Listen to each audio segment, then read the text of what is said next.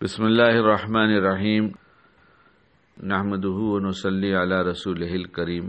اما بعد۔ جب آدمی گھر سے نکلتا ہے تو اکثر لوگ غسل کر کے صاف کپڑے پہن کر گھر سے نکلتے ہیں۔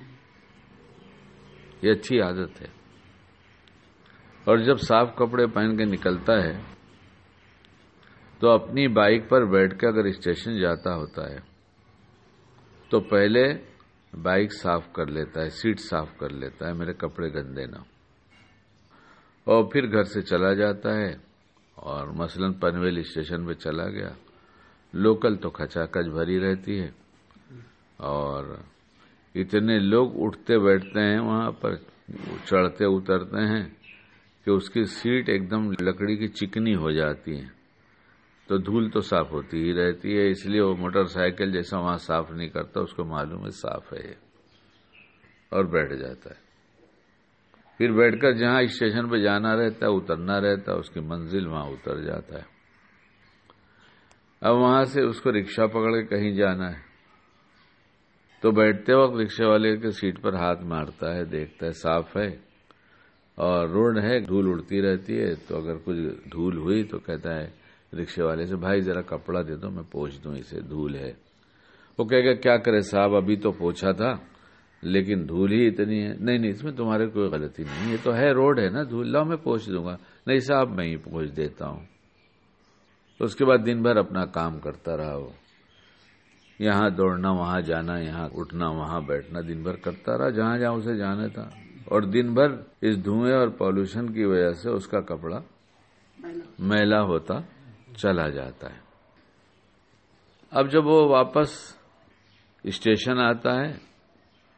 تو یہاں لوکل کی سیٹ کی صفائی کا تو مسئلہ ہی نہیں ہے، لیکن جب اپنی بائک کے پاس جاتا ہے تو اب اسے کپڑا جھاڑنے اس کا اس لیے خیال نہیں ہوتا، جانے دو نا یار، کپڑا تو گندا ہی ہو گیا، ابھی کیا جھاڑیں گے پوچھیں گے، اب تو گھر جا کے بدلی کرنا ہی ہے، اور ایسے ہی بیٹھ جاتا ہے۔ یہ میں جو کہہ رہا ہوں یہ کچھ ٹھیک ہے؟ صحیح بات ہے نا؟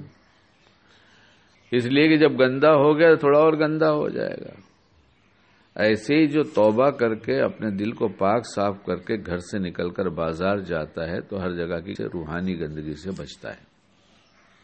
اپنی آنکھوں کی حفاظت کرتا ہے، اپنی زبان کی حفاظت کرتا ہے، خیال رکھتا ہے کہ ٹھیک ہے نا، میرا دل ٹھیک ہے نا، صاف ہے نا، جیسا لے کر بازار میں آیا تھا میرا دل ویسے ہی ہے یا کچھ گندا ہو گیا؟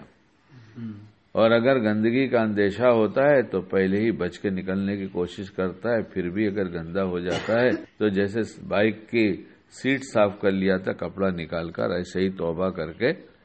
اپنے دل کو صاف کر لیتا ہے، اور اگر نہیں کرتا تو دن بھر 2-4 دفعہ بچے گا، اس کے بعد پھر بدنگاہی ہوگی، پھر غیبت ہوگی، یہ گندا ہوتا جاتا ہے دل، اور اسی گندگی کے ساتھ دن گزار کر گندگی کے ساتھ گھر واپس آ جاتا ہے۔ لیکن اب تک اگر ہم سے ایسی غلطی ہوئی تو جیسے گندے کپڑے کے ساتھ گھر پہنچے تھے، اب گھر جا کر استنجے وضو سے فارغ ہو کر گھر والے وہ کپڑے پہن لیجئے تو اچھے تھے، ایسے ہی اگر ہم سے گندگی روحانی ہو گئی ہے، دل گندا خراب ہو گیا بازار میں، تو گھر پہنچتے پہنچتے توبہ کر لے۔ اول تو یہ ایسا دھونا صاف کرنا کہ فوراً صاف ہو جاتا ہے، نہ کپڑے کی ضرورت نہ پانی کی ضرورت،